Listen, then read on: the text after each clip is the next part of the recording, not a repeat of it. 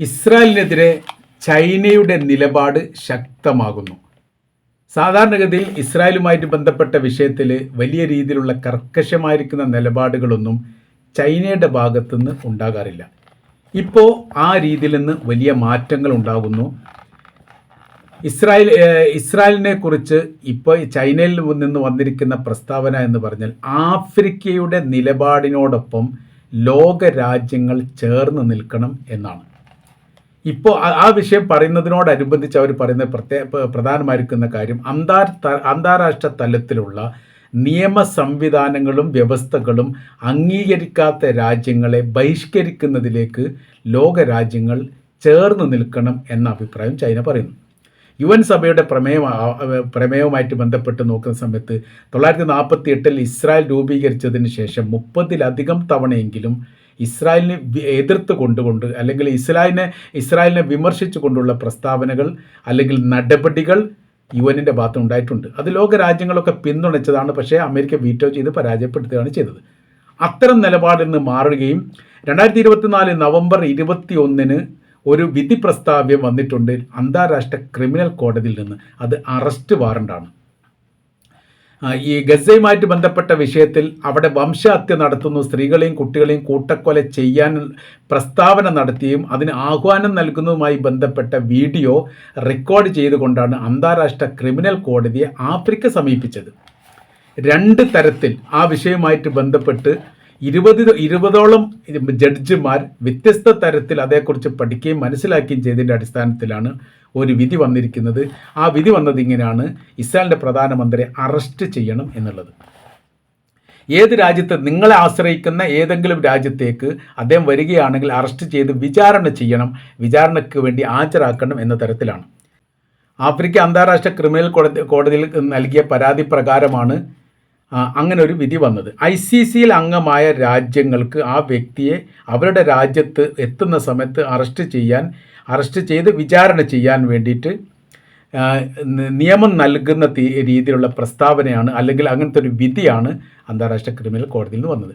ഇപ്പോഴത്തെ സാഹചര്യങ്ങൾ നോക്കുന്ന സമയത്ത് ഏറെക്കുറെ ഇസ്രായേലിനെതിരെയും ഇസ്രായേലിനെ പിന്തുണക്കുന്ന അമേരിക്കക്കെതിരെയും ചൈന ചേർന്ന് നിൽക്കുന്നു എന്നതിൻ്റെ ഏറ്റവും ഉത്തമ ഉദാഹരണമായിട്ട് കൂടി ഇതിനെ വിലയിരുത്തുന്നു.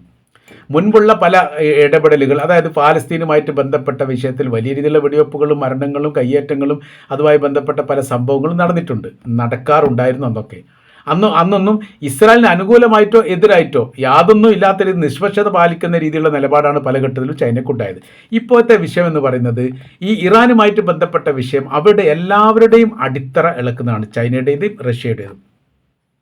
അഥവാ അമേരിക്കയുമായി നേർക്കുനേരെ യുദ്ധത്തിന് തയ്യാറാണ് എന്ന് പറയുന്ന ഒരു രാജ്യത്തോടൊപ്പം സഹകരിച്ചിട്ടില്ലെങ്കിൽ ഇപ്പോൾ വലിയ വിഷയം ചൈനയെ സംബന്ധിച്ചിടത്തോളം അവർക്ക് വരാൻ പോകുന്നത് വെനിസ്വേലയിൽ നിന്നാണ് നല്ലൊരു ശതമാനം പെട്രോളിയം വാങ്ങിയിരുന്നത്.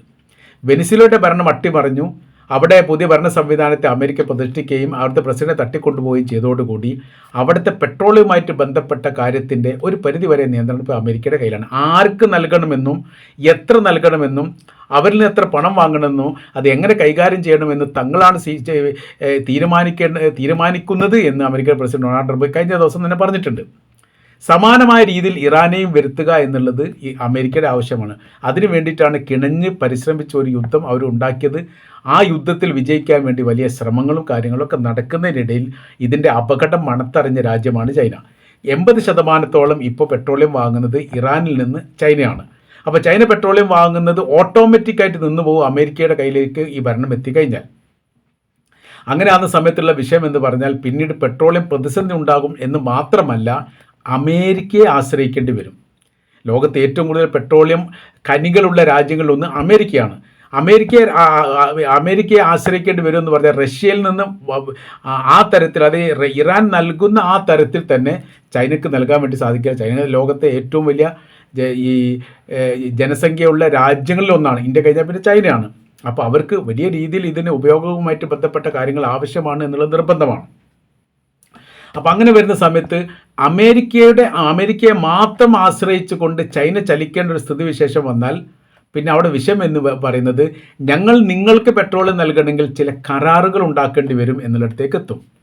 അപ്പോൾ പെട്രോളിയം നൽകുന്നതുമായി ബന്ധപ്പെട്ട കാര്യത്തിന് ചില നിർദ്ദേശ കാര്യങ്ങളൊക്കെ പാലിക്കേണ്ട ഒരു സ്ഥിതിയിലേക്ക് ചൈന എത്തുമെന്ന് പറഞ്ഞാൽ അവരുടെ സൈനികപരമായിരിക്കുന്ന ബലവും ശക്തിയും ഇടപെടാൻ വേണ്ടി, ആ ശക്തിയിലൊക്കെ ഇടപെടാൻ വേണ്ടിയിട്ട് ഒരു പക്ഷേ അമേരിക്കയ്ക്ക് അവസരം വരാൻ സാധ്യതയുണ്ട്.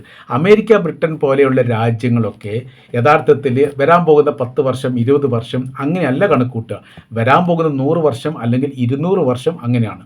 ഒരു 500 വർഷം കഴിഞ്ഞാലും നമ്മൾ നിർമ്മിക്കപ്പെട്ട ഒരു നിർമ്മിതികൾ അതേപടി തന്നെ നിലനിൽക്കണം എന്ന് കരുതുന്ന വിഭാഗമാണ് ഈ യൂറോപ്യൻ രാജ്യങ്ങളിൽ പലതും. അതിന് നമുക്ക് ഉദാഹരണം ബ്രിട്ടൻ തന്നെ പറയാം.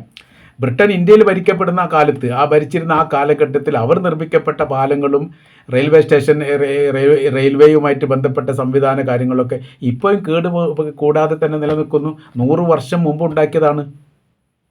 അപ്പോൾ റെയിൽവേ സ്റ്റേഷനിലെ പച്ച ഇരുമ്പിൻ്റെ പ്ലാറ്റ്ഫോമൊക്കെ നമ്മൾ ശ്രദ്ധിച്ചാൽ, കോഴിക്കോടൊക്കെ പച്ച ഇരുമ്പിൻ്റെ പ്ലാറ്റ്ഫോമാണ് ബ്രിട്ടീഷുകാരുണ്ടാക്കിയത്. മലപ്പുറം ജില്ലയിലെ തിരൂർ ആയിട്ട് ബന്ധപ്പെട്ടതൊക്കെ അങ്ങനെയാണ്. പരമാവധി മേഖലയൊക്കെ അങ്ങനെ തന്നെയാണ്. ട്രാക്കുകൾ ഉണ്ടാക്കിയത് അവരാണ്, അതിൻ്റെ സംവിധാന കാര്യങ്ങളൊക്കെ ഉണ്ടാക്കിയ അവരാണ്. പല പാലങ്ങളും അവരുണ്ടാക്കിയിട്ടുണ്ട്. കോഴിക്കോട് തന്നെ കല്ലായി പാലം അവരുടെ നിർമ്മിതമാണ്. ഫറൂഖ് പാലം അവരുടെ നിർമ്മിതമാണ്. ആ പാലങ്ങളൊക്കെ ഇപ്പോൾ വാഹനങ്ങൾ കൂടിയത് കൊണ്ട് നമ്മളത് ഒഴിവാക്കി എന്നല്ലാതെ അതിൻ്റെ ഉറപ്പ് കുറവാണ് എന്ന് ഇതുവരെ പറഞ്ഞിട്ടില്ല. അപ്പോൾ 100 വർഷം മുമ്പ് അവർ നിർമ്മിക്കപ്പെട്ട പാലത്തിന് ഇപ്പോഴും കേടുപാട് സംഭവിക്കാതെ നിലനിൽക്കുന്നു.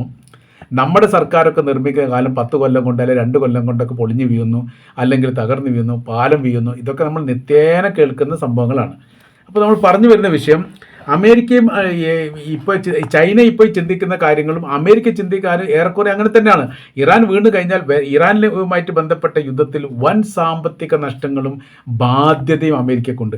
പക്ഷേ വല്ല കാരണവശാലും ഇറാൻ വീണ് കഴിഞ്ഞാൽ വരാൻ പോകുന്ന ലോകാവസാനം വരെ അവർക്ക് ഈ മേഖല സർവാധിപത്യത്തോടു കൂടി ഭരിക്കാൻ വേണ്ടി സാധിക്കും, ടോൾ പിരിവ് നടത്താൻ വേണ്ടി സാധിക്കും. അങ്ങനെ അവിടെ അവസാനിക്കുന്നില്ല. അങ്ങനെ വരുന്ന സമയത്ത് അമേരിക്കക്ക് നൽകുന്ന പെട്രോളിയത്തിന് നിയന്ത്രണം കൊണ്ടുവരാൻ സാധിക്കും, ചൈനക്ക് നൽകുന്ന പെട്രോളിയത്തിന്. അപ്പോൾ ചൈന ചിന്തിക്കുന്നത് എങ്ങനെയാണ്, ഈ ഒരു സംഭവം നടന്നു കഴിഞ്ഞാൽ നാളെയോ മറ്റന്നാളോ അല്ല, വരാൻ പോകുന്ന അത്രയും കാലഘട്ടം ഇത് അനുഭവിക്കേണ്ട സ്ഥിതിയിലേക്ക് വരും. അല്ലെങ്കിൽ ചൈന അമേരിക്കയുമായിട്ട് യുദ്ധം ചെയ്യണം. ആ യുദ്ധത്തിൽ ചൈന ജയിക്കുകയുമാണ്. യുദ്ധം ചെയ്താൽ തന്നെ പോരാ. അങ്ങനെ ഒരു അമേരിക്കയുമായിട്ട് നേരെ യുദ്ധം ചെയ്തിട്ട് ജയിക്കാൻ സാധ്യത ഉണ്ടോ എന്നുള്ളത് പരിശോധിക്കുന്നു. ആ പരിശോധിക്കുന്ന സമയത്താണ് റഷ്യയും ഉക്രൈനും തമ്മിൽ യുദ്ധം തുടങ്ങിയിട്ട് 5ാമത്തെ കൊല്ലമാണ്. 5 വർഷമായി ജയിക്കാൻ റഷ്യക്ക് സാധിച്ചിട്ടില്ല. ഉക്രൈൻ ലോകത്തിൽ ഏറ്റവും വലിയ സൈനിക ശക്തിയുള്ള രാജ്യമല്ല. ലോകത്തെ ഏറ്റവും സൈനിക ശക്തിയുള്ള രാജ്യങ്ങളുടെ 10 ലിസ്റ്റിലും ഉക്രൈനില്ല. 30ഓ 35ാമത്തെ ലിസ്റ്റിലൊക്കെയാണ് ഉക്രൈനെ കാണാൻ പറ്റുന്നത്. 2ാമത്തെ ലിസ്റ്റിൽ റഷ്യ ഉണ്ട്. ആ റഷ്യയുമായിട്ട് കഴിഞ്ഞ 5ാമത്തെ കൊല്ലമാണ് ഇപ്പോൾ യുദ്ധം ചെയ്ത് ജയിക്കാൻ വേണ്ടി സാധിച്ചിട്ടില്ല. ഇനി ഗസയിലേക്ക് നോക്കുകയാണെങ്കിൽ ഇസ്രായേൽ യുദ്ധം ചെയ്ത് 2 കൊല്ലം കഴിഞ്ഞു. 2 കൊല്ലം അവർ പാലസ്തീൻ എന്ന് പറയുന്ന അതോറിറ്റിയുമായിട്ട്, അല്ലെങ്കിൽ പാലസ്തീൻ എന്ന് പറയുന്ന ഗവൺമെൻറ് സംവിധാനത്തോടു കൂടി അല്ല യുദ്ധം ചെയ്യുന്നത്. ഗസയിൽ പ്രവർത്തിക്കുന്ന ഹമാസ് എന്ന് പറയുന്ന ഒരു സൈനിക ട്രൂപ്പിനോടും വിഭാഗത്തോടും കഴിഞ്ഞ 2 കൊല്ലമായിട്ട് യുദ്ധം ചെയ്യാണ്. ഇസ്രായേലിനെ സംബന്ധിച്ചിടത്തോളം ലോകത്തിലെ ഏറ്റവും വലിയ സൈനിക ശക്തിയുള്ള രാജ്യങ്ങളുടെ ലിസ്റ്റിൽ ഇസ്രായേൽ ഉണ്ട്. ആധുനിക ആയുധങ്ങൾ, സംവിധാനങ്ങൾ കാലോചിതമായി മാറ്റപ്പെട്ടത്. അപ്പോൾ അത്രയും സംവിധാന കാര്യങ്ങളെല്ലാം ഉണ്ടായിട്ടും ഈ സൈനിക ട്രൂപ്പിൻ്റെ മുമ്പിൽ തോറ്റുപോകുന്നു. ഇങ്ങനെയെല്ലാം കണക്കൂട്ടുന്ന സമയത്താണ് ചൈനയെ സംബന്ധിച്ചിടത്തോളം ചൈനയും അമേരിക്ക തമ്മിൽ ഒരു യുദ്ധം ഉണ്ടാവുകയാണ്. വളരെ എളുപ്പത്തിൽ പരാജയപ്പെടുത്താനും സാധിക്കില്ല. പിന്നെ ഏറ്റവും നല്ല പോംവഴി എന്താണ്, ഇറാന് സഹായിക്കുക എന്നുള്ളത്. അങ്ങനെ പറഞ്ഞിട്ടാണ് ഈ കഴിഞ്ഞ കാലങ്ങളിലെ സംഭവ വികാസങ്ങളൊക്കെ കൃത്യമായ രീതിയിൽ പരിശോധിച്ചിട്ട് ചൈന പറയുന്ന കാര്യം എന്ന് പറഞ്ഞാൽ ആഫ്രിക്കയുടെ നിലപാടാണ് ശരി. അതുകൊണ്ട് ലോക രാജ്യങ്ങൾ ഇസ്രായേലിനെതിരെ സംഘടിക്കുന്ന രീതിയിലേക്ക് കാര്യങ്ങൾ പോകണമെന്ന് ചൈന പറയുമ്പോൾ അതിന് കൃത്യമായിരിക്കുന്ന ഒരു രാഷ്ട്രീയ സംവിധാനം, അല്ലെ രാഷ്ട്രീയ തന്ത്രമുണ്ട് എന്ന കാര്യത്തിൽ യാതൊരു സംശയവുമില്ല.